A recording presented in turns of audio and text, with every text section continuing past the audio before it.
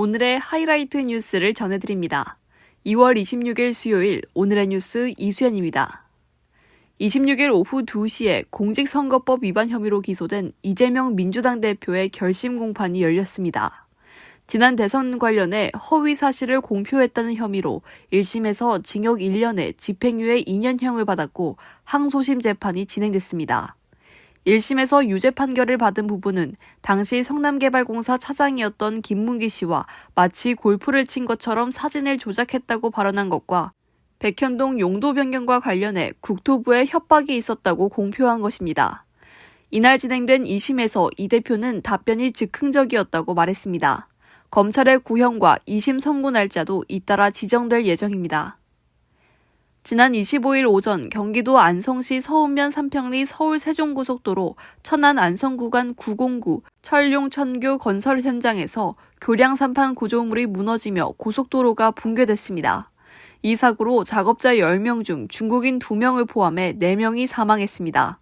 사고는 상판 밑에 까는 거더를 교각 위에 올리고 이동 장비를 철수하는 과정에서 발생한 걸로 추정됩니다. 사고 현장 합동 감식은 28일 오전쯤 이뤄질 것으로 전해졌습니다. 26일 새벽 112 신고를 받고 출동한 경찰관이 피의자가 휘두른 흉기에 피습을 당했습니다. 이 사고로 경찰관이 다치고 피의자는 경찰이 쏜 실탄에 사망했습니다. 처음에는 공포탄과 테이저건을 사용했지만 계속해 흉기를 휘두르고 경찰관의 얼굴에 상해를 입게 되자 실탄 3발을 사용했습니다.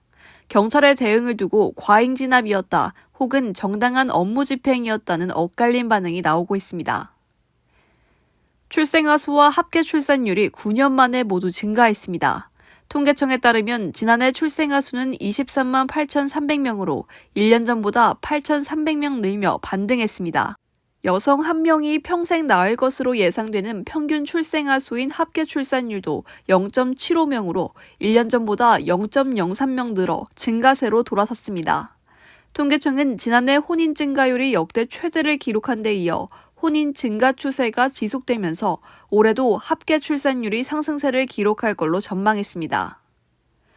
강제추행과 뇌물수수 혐의로 재판에 넘겨진 김진아 강원 양양군수의 주민소환 투표가 26일 오전 6시부터 오후 8시까지 진행됐습니다.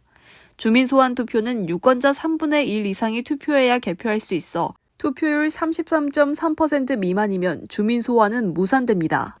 강원도 선거관리위원회에 따르면 모두 8,038명이 참여한 최종 투표율 32.25%를 기록해 자동 부결됐습니다.